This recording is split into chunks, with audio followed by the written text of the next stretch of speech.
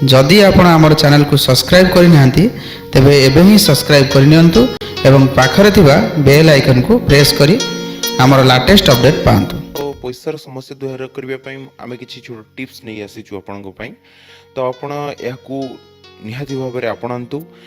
आशा रखुचु कि आपण मानकु एथरु बहुत सारा बेनिफिट मिलिबो बोली।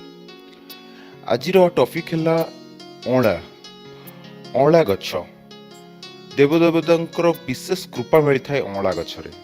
अँला गछ पूजा करिवारे मिलता है। आ अँला गछरे बहुत सारा जिनस थाए जेमति कि आपण तांकर कृपा लाभ करि परथांती। आसन जानिबा किछि उपाय विषय।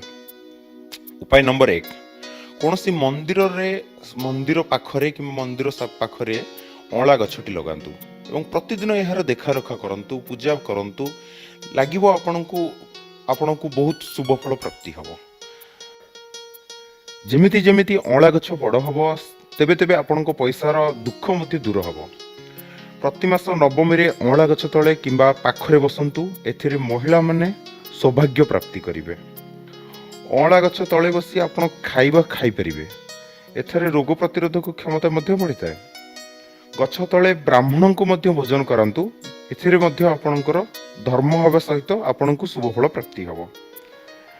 एवं अँला गछ को पूजा करिबा द्वारा बुध ग्रहर दोष मध्य दूर होता है।